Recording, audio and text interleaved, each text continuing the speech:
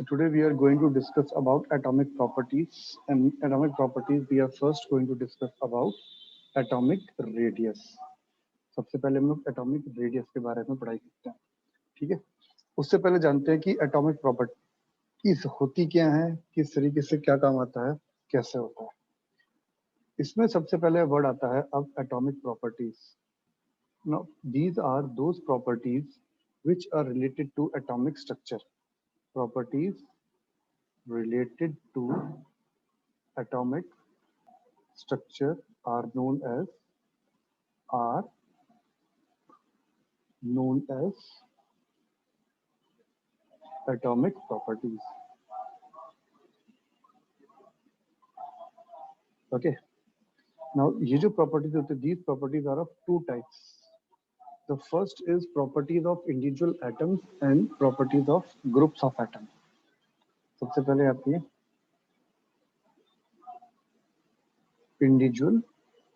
Individual में आती है, जैसे कि आपके पास में valency,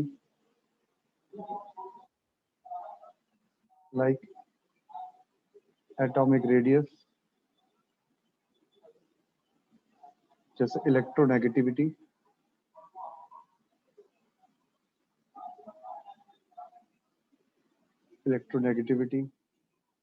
and electropositivity,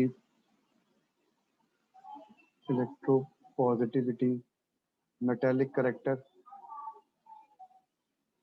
non-metallic character, etc. All these properties are individual properties because they are directly related to, because these properties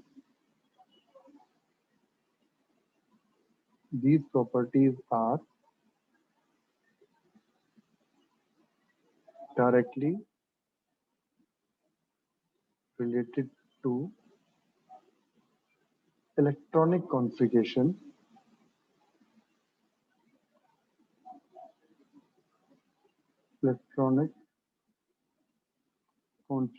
of elements. So these are directly related to electronic configuration of elements. Then we have, this is A type. Then second type of properties are known as group properties.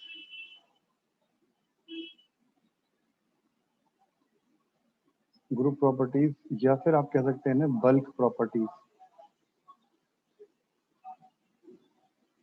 और they are known as bulk properties. Example melting point, boiling point, heat of fusion, all these properties like atomic volume, all these properties are bulk properties, or they are group, they are the properties because of the group of atoms, and they are not directly linked to electron structure. They are indirectly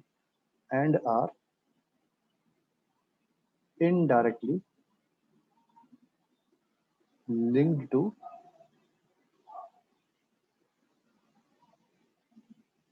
electronic configuration.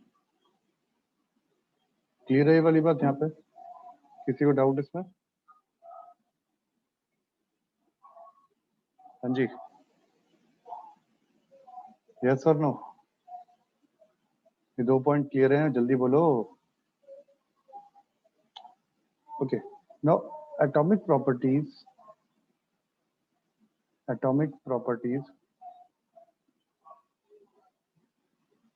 show some variation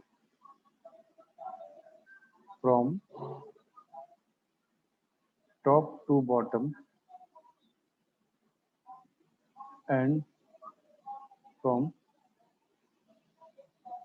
left to right while moving along the table. जब table में top to bottom जाते हैं, left to right जाते हैं, इन properties में कुछ ना कुछ चेंजेस आते हैं, ठीक है। और इन्हीं प्रॉपर्टीज में सबसे पहले हम लोग property we are going to study is atomic radius. Now atomic radius क्या होता है? It is the distance between outermost shell of an atom from the center of the nucleus Being very small, the atomic radius is usually expressed in nanometer.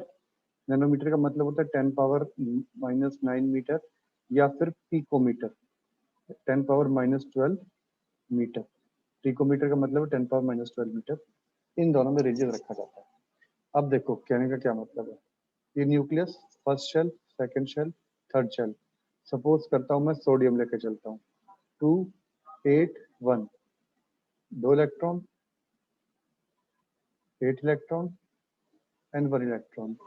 So the distance between the outermost shell of an atom from the center of the nucleus is known as atomic radius.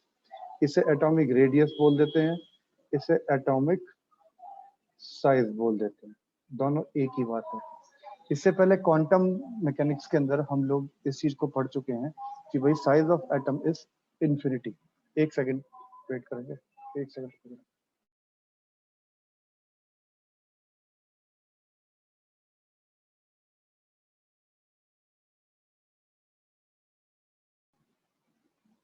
हाँ जी, तो इसको atomic size भी बोल देते हैं हम लोग या फिर एटॉमिक रेडियस भी बोल देते हैं, एक ही बात है। क्वांटम मैकेनिक्स में या फिर क्वांटम मॉडल ऑफ एटम की में हमने पढ़ा था कि एटम का साइज इंफिनिटी होता है, ठीक है। बट वो जो एटम का साइज इंफिनिटी था उसमें बोला गया था based on the probability of finding electron. Electron कहीं पे भी मिल सकता है। बट हाँ, एटम का साइज सही बात है कभी मेजर नहीं करा गया, ये बात भी मैं मानता हूँ कि आज तक कभी एटम का साइज मेजर नहीं करा गया। ये बस हम लोग एक अंदाजा लगा के चलते हैं कि हाँ भाई इतना होगा, और बिल्कुल परफेक्टली मेजर नहीं करा गया कि भाई हाँ भाई ये परफेक्टली मेजर। जैसे मान लो मैं कहता हूँ हाँ भाई भानु की हाइट है 5'8" या 5'7" भानु की हाइट है, तो ये परफेक्ट हाइट मैंने भानु की बता दी इस टाइम पे। बट मैं कभी एटम का साइज नहीं बता सकता कि एग्जैक्टली बेस का इतना पिकोमीटर। एटम का साइज कम या ज्यादा होता रहता है। और इतनी देर में हमारे पास भानु का कमेंट आ गया, कहता है भानु सर 5'9" है।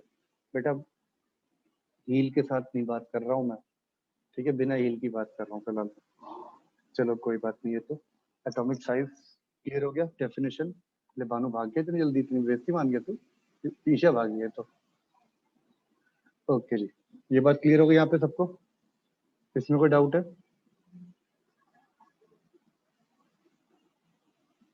ओके जी। फिर क्या बोल रहा है बेटा? अच्छा, भूमिका भागी है। ओके ओके ईशा, ओके ठीक है जी। चलो अब बातें कम करते हैं, पढ़ते हैं फटाफट हम लोग। थोड़ा बहुत चलो पढ़ाई में मजाक चलता रहता है ऐसे ही। अच्छा, तो एटॉमिक साइज आपका ये क्लियर हो गया। अब एटॉमिक साइज के साथ साथ हमारे पास में अब हम इसमें आगे बढ़ते हैं। इसको मैं करता हूँ क्लियर, डेफिनेशन समझ में आ गया। अब हमारे पास रेडियस होते हैं, एटॉमिक रेडियस के टाइप। चलो पहले आपको टाइप बताता हूँ कौन कौन से टाइप के होते हैं। सबसे पहले हमारे पास आता है कोवेलेंट, देन इसके बाद आएगा हमारे पास में वंडरवॉल। वंडरवॉल वंडरवॉल के बाद आएगा हमारे पास मेटालिक। मेटालिक के बाद हमारे पास आएगा आयनिक रेडियस। तो हमें ये चार टाइप के जो रेडियस हैं यहाँ पे हमें पढ़ने हैं, और चारों की चारों डेफिनेशंस और बाकी सब चीजें इंपॉर्टेंट हैं। सबसे पहले हम लोग पढ़ते हैं covalent radius. Now, covalent radius, it may be defined as the one half of the distance between the center of nuclei to of two similar atoms bonded by a single covalent bond. अब single covalent bond की अगर मैं बात करता हूँ, मैं सब चलो बात करता हूँ हाइड्रोजन H2। हाइड्रोजन में एक इलेक्ट्रॉन, इस हाइड्रोजन में एक इलेक्ट्रॉन, दोनों आपस में शेयर कर लेते हैं, इस तरीके से कोवलेंट बॉन्डिंग बनती है। ये हम लोग क्लास 10 में पढ़ चुके हैं, ठीक है। अब इनका जो बॉन्डिंग होती है वो कुछ इस तरीके से बनती है। अगर सेम टाइप ऑफ एटम आपस में बॉन्ड बनाते हैं उन्हें बोलते हैं हम लोग कोवलेंट बॉन्ड। जैसे कि मैं बात कर सकता हूँ H2 के अंदर, Cl2 के अंदर और O2 के अंदर भी। पर O2 हम यहाँ पे कंसिडर नहीं कर रहे हैं क्योंकि हमने बात करी गई है सिंगल कोवलेंट बॉन्ड की। O2 में O डबल बॉन्ड O बनता है और यहाँ पे H2 एंड Cl2 में सिंगल बॉन्ड बनते हैं, ठीक है। तो फिलहाल हमने बात करी गई है सिंगल बॉन्ड इलेक्ट्रॉन जिससे बन रहा है। तो जब ये आपस में एक दूसरे से बॉन्ड बनाते हैं तो दे शेयर इलेक्ट्रॉन, तो उस इलेक्ट्रॉन्स को बोलते हैं, उन बॉन्ड्स को बोलते हैं कोवलेंट बॉन्ड। सो अगर दो कोवलेंट बॉन्ड हैं, सिमिलर एटम है, इनके सेंटर में से एक लाइन हमने करा है उसका हाफ कर दिया जाए तो उसे बोलते हैं हम लोग covalent radius. So R covalent means radius covalent is equal to half of bond length. R covalent is half of bond length. और एक बात आप लोग इस फिगर में देख सकते हैं, इसमें कुछ एरिया शेयर्ड भी रहता है, तो इसलिए this covalent radius is not that bigger. For example के लिए मैं आपको बता सकता हूँ, इन H2 covalent radius is 37 picometer and in Cl2 it is 99 picometer. Chlorine के अंदर 99 होता है, हाइड्रोजन के अंदर 37 या 34 के आसपास ये रहता है. ठीक है, ये बात क्लियर हो गई van der Waals radius, sorry covalent radius के अंदर. Now the formation of covalent bond involves in overlapping of atomic orbitals. जब भी कभी कोवलेंट बॉन्ड बनता है तो थोड़ी सी ओवरलैपिंग ऑफ एटॉमिक ऑर्बिटल्स होती है. Now, this overlapping of atomic orbitals causes more amount of attraction or it decreases the interparticle distance. Now, overlapping decreases interparticle distance. So, hence our covalent is less. ये हमेशा कम होता है. समझ में आ गया covalent bonding, covalent radius क्या होता है? तो कोवलेंट रेडियस किसमें मिलेगा? जहां पे कोवलेंट बॉन्ड होता हो दो सिमिलर एटम्स के बीच में.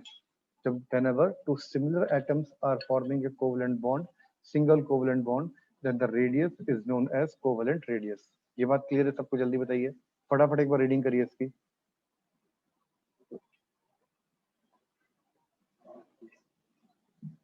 जल्दी से इसका स्क्रीनशॉट लीजिए, रीडिंग करिए. भूमिका कोई डाउट बेटा? ईशा कोई डाउट? कोवलेंट रेडियस क्लियर है? चलिए जी, अब इसके बाद आता है हमारे पास वंडरवॉल रेडियस. अब ये वंडरवॉल रेडियस जहां भी एक बात याद रख लो, वंडरवॉल का मतलब होता है weak force of attraction. Van der Waals अंकल जहां भी हो जाए इसका मतलब है the force of attraction is not that strong. So van der Waals radius it may be defined as the half of the internuclear distance between two adjacent atoms. ये जो इससे पहले ये है two adjacent atoms of same element belonging to two nearest neighbor molecules of the same substance. जैसे कि मान लो ये आपके पास एक चैम्बर है, इसके अंदर एक Cl2 गैस है, ये Cl2 गैस. अब ये जो Cl2 गैस है अगर मैं इसको बड़ा कर दूं तो ये कुछ इस तरीके से बनी हुई है. इन दोनों के बीच में ये जो रेडियस आया इसका हाफ कर दिया, that is known as R covalent. ठीक है, अब ये Cl2 है, अब एक Cl2 ऐसी एक और यहाँ पे है, इसका हाफ कर देंगे तो वो भी क्या बोला जाएगा? R covalent. अब अगर इन दोनों के बीच में this atom first and second, ये दो एडजेसेंट आपके पास अलग अलग मॉलिक्यूल्स हैं, इन मॉलिक्यूल्स के जो एटम हैं इनके बीच में जो डिस्टेंस है उसको अगर मैं हाफ कर देता हूं, this is known as R van der Waals. This is known as R van der Waals. समझ में आ गई बात? So it may be defined as the half of the internuclear distance between two adjacent atoms of same element. किसी भी same element के दो जो एडजेसेंट जो पड़ोस की आपके एटम्स हैं उनके बीच में जो डिस्टेंस होता है उसका अगर मैं हाफ कर दिया जाए तो उसे बोलते हैं हम लोग R van der Waals. Clear? The covalent radius of the element is shorter than its van der Waals radius. तो अब ये दो एलिमेंट के बीच में कुछ ना कुछ ज्यादा डिस्टेंस होगा ही होगा, ऑब्वियस सी बात है. और कोवलेंट में शेयरिंग भी होती है, तो इसका मतलब क्या है? R van der Waals is always more than R covalent. So हमेशा van der Waals is more than R covalent. इस बात को याद रखिएगा. कोई डाउट इसके अंदर? जल्दी से रीड कर लीजिए.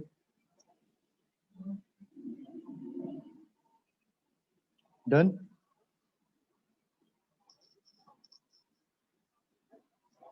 इसमें लिख सकते हैं why R van der Waals is always greater than R covalent because of weak forces of attraction. Clear. चलिए जी, अब इसके आता है मेटालिक रेडियस। इससे पहले कौन के ठीक है बेटा, ईशा एंड भूमिका। क्लियर। अब हम बात करते हैं मेटालिक रेडियस की, crystal radius. The metallic radius may be defined as the half of the internuclear between the two adjacent atoms of a metallic lattice. अब if there is a two adjacent metals or atoms of a metal, so whatever the distance between them, if you half it, it will become metallic radius. So metallic radius may be defined as the half of the internuclear distance between the two adjacent atoms. It is the internuclear distance between two adjacent atoms of a metallic radius, metallic lattice. समझ में आ गई बात ये? इसमें कोई doubt? For example, the metallic radius of atom is always larger than the covalent radius. ठीक है। अब ये metallic radius में होता क्या, पंगेबाजी है क्या? इलेक्ट्रॉन सी मॉडल के बारे में पढ़ा है आप लोगों ने? इलेक्ट्रॉन सी मॉडल क्या होता है? तो जब इलेक्ट्रॉन सी मॉडल हम लोग बनाते थे तो उसमें क्या करते थे, कर्नल्स बनता था। मेटल लैटिस और crystal consist of a positive colonel's और मेटल आयंस। द मेटल जो पॉजिटिव कर्नल मेटल आयंस बनते थे, इनके बीच में एक फोर्स ऑफ अट्रैक्शन होता था, और उस फोर्स ऑफ अट्रैक्शन में जो हमारे पास में एटॉमिक रेडियस आता है उसे बोल देते हैं हम लोग क्या, metallic radius. So always remember that metallic radius may be defined as the half of the internuclear distance between the two adjacent atoms in a metallic lattice, and the metallic radius of an atom is always more than the covalent radius. तो इसका मतलब क्या हुआ, R covalent is more than R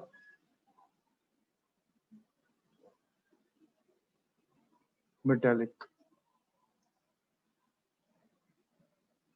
Sorry, metallic radius is always larger ना, हाँ तो ये ऐसा हो जाएगा, metallic radius हमेशा बड़ा हो गया पर वंडरवॉल से छोटा रहता है। तो अगर मैं रेडियसेस की बात करता हूँ, सबसे बड़ा मेटालिक रेडियस, सॉरी सबसे बड़ा होता है R van der Waals, then metallic, and the least one is the covalent one.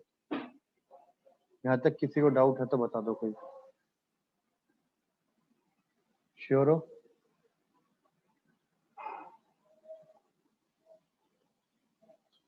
अब आता है मोस्ट इंपॉर्टेंट यहाँ पे आयनिक रेडियस। आयनिक रेडियस में से आयन से मतलब समझते हो क्या होता है? Ion are those species which are found by loss और gain of electron. So ions are those properties which are formed by loss or gain of electron. So ion हमारे पास दो टाइप के होते हैं, कैटायन और एनायन। कैटायन बनता है कैसे? गेन ऑफ इलेक्ट्रॉन, और एनायन बनता है लॉस ऑफ इलेक्ट्रॉन। ठीक है, ये हमें बात सबसे पहले से पता है, इसमें कोई दिक्कत है नहीं। So neutral atom changes by the to a cation by the loss of one or more electrons, or to an anion by gaining one or more of electron. So it can happen, there may be a loss of electron, there may be a gain of electron, both things can happen. Now ionic radii of an ion, now ionic radius of the ion present in an ionic crystal may be calculated from the intermolecular distance between the two ions. अब जो दो ions बने हैं इनके बीच में जो distance create होता है उसे बोल देते हैं हम लोग आयनिक रेडियस। क्लियर हो गई बात? The ionic radius of ions present in the ionic crystal may be defined as the intermolecular distance between the two ions is known as ionic radius. अब ionic radius may be of cation हो सकता है, it may be of anion हो सकता है। Now the size of cation is always lesser than the parent atom. It means size of cation is always less then that of the parent atom. ये हमेशा parent atom से less होगा। And greater is the charge on A cation, smaller is the ionic radius. Greater is the charge on cation, it means charge of cation inversely proportional to ionic radius. Charge of cation inversely proportional to ionic radius. ये important है, इसको याद कर लो फटाफट। ठीक है, reason क्यों होता है ऐसा? During the formation of cation either the one shell is removed और after removing an electron effectively the nuclear charge increases. After removing an electron effective nuclear charge increases. कैसे? ये मेरे पास क्या है, शेल, डिफरेंट शेल बन गई। In positive charge का, nucleus का, इस शेल के ऊपर एक फोर्स ऑफ अट्रैक्शन है। ठीक है, ये इलेक्ट्रॉन था, इस इलेक्ट्रॉन की वजह से इसका फोर्स ऑफ अट्रैक्शन नहीं लग रहा, मान सकते हो इस बात को। अब जैसे ये इलेक्ट्रॉन बाहर चला गया तो क्या होगा? Positive will remain same, negative will be less. Okay, and if negative is less, it means more force of attraction. अगर नेगेटिव लेस होगा तो इसका मतलब फोर्स ऑफ अट्रैक्शन और बढ़ गई ना। अब फोर्स ऑफ अट्रैक्शन बढ़ गया तो डिस्टेंस क्या हो जाएगा? छोटा हो जाएगा। So after losing one electron the internuclear forces of attraction decreases and hence atomic size decreases. ये बात समझ में आ गई?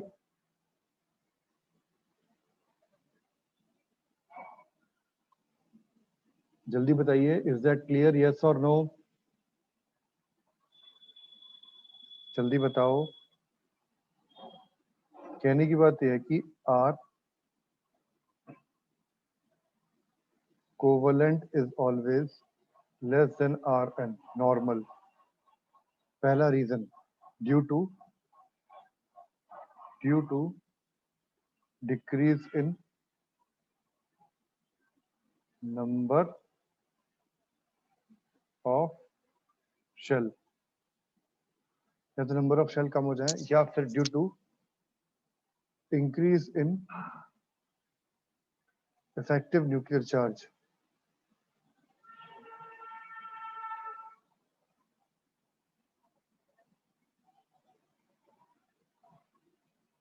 Effective nuclear charge due to increase in effective nuclear charge which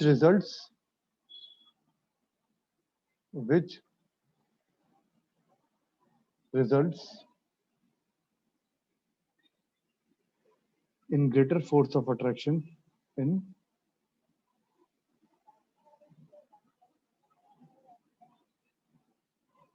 greater force of attraction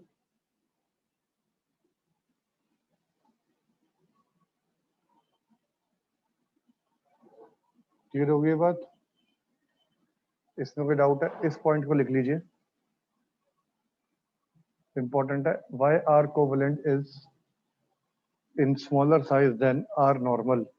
covalent radius का, जो covalent bonded में जो रेडियस होता है वो हमेशा कम क्यों होता है नॉर्मल बॉन्ड से? उसके पीछे के दो रीजन है।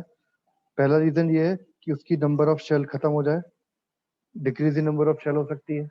और दूसरा रीजन ये है that there may be the sorry increase in nuclear charge or Z effective. You can say that there is an increase in the Z effective and hence there is an increase in Z effective which results in the greater force of attraction, जिसकी वजह से ये force of attraction बढ़ जाती है और इनका size क्या हो जाता है? छोटा हो जाता है। ये बात समझ में आ गई? Is that clear? कोई डाउट है इसके अंदर? यस और नो?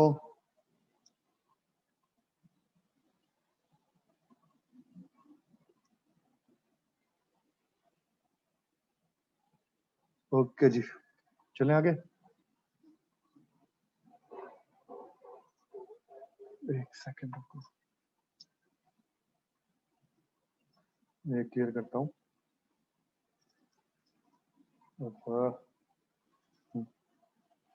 अब आता है आयनिक रेडियस। जैसे कि हमने कोवलेंट रेडियस, कैटायन का रेडियस पढ़ा था, सेम ऐसे ही आयनिक रेडियस है।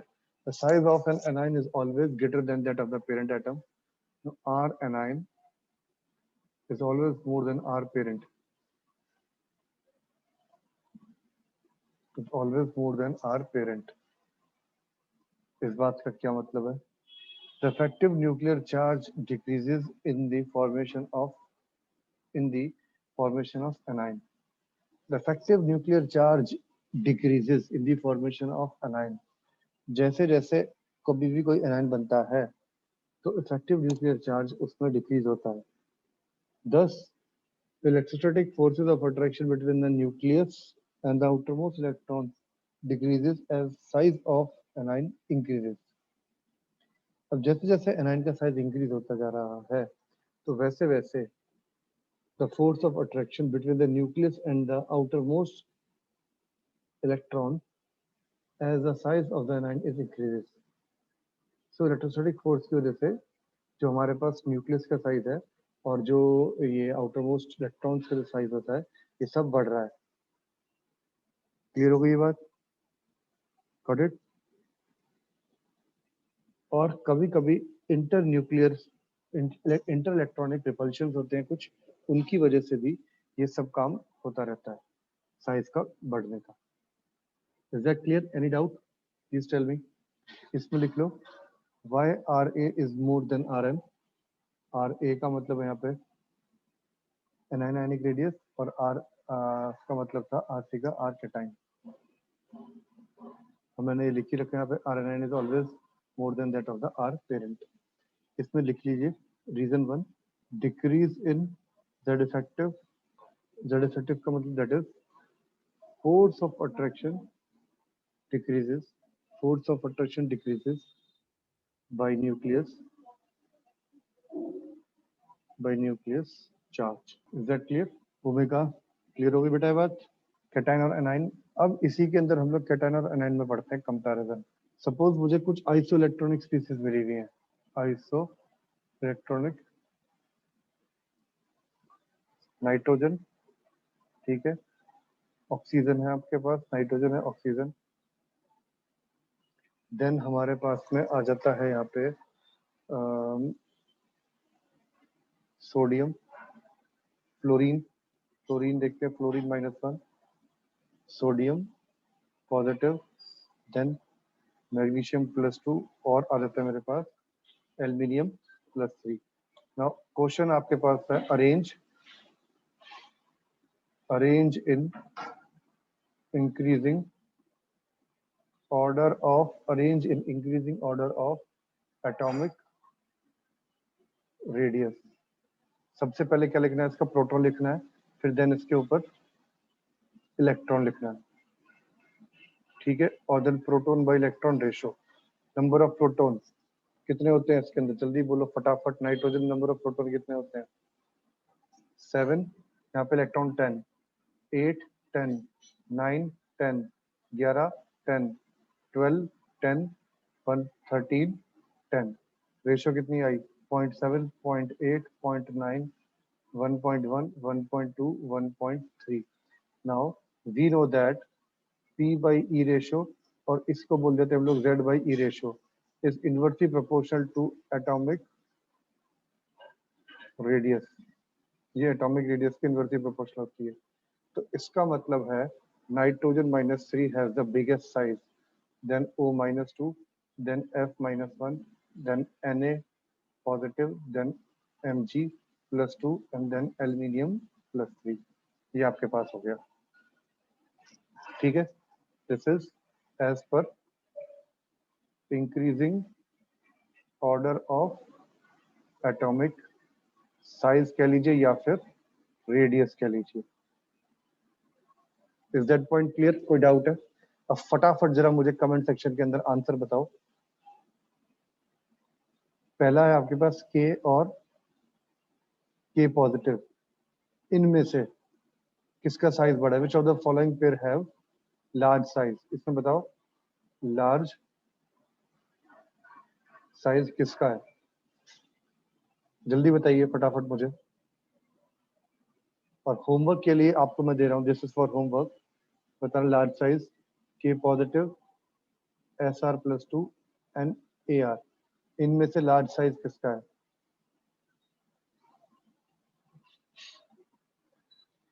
बिल्कुल ठीक जवाब भानु, के का साइज, पोटेशियम का साइज आपका बड़ा है। वेरी गुड ईशा, आपने आंसर नहीं बताया बेटा, ठीक है। अब जल्दी से एक और बताओ, चलो काम टाइम खत्म होने वाला है, बस ये होमवर्क करना। ये हमने अभी यहाँ पे आज हमने पढ़ा साइज की वेरिएशन आयनिक वाले की, कल हम पढ़ेंगे इसके अंदर variation along period and group के अंदर क्या वेरिएशन रहता है, ठीक है। चलो फिर आज के लिए इतना ही करते हैं, bye bye tata, take care. या बिल्कुल ठीक बात भानु, बिल्कुल करेक्ट आंसर। इसको अच्छे से एक बार रिवाइज करना, ये इंपॉर्टेंट क्वेश्चन है, इसको अच्छे से कर लेना आप लोग। चलिए ओके जी, bye bye, take care, bye. कुछ कहना चाह रहे हो भानु आप? ओके बच्चे।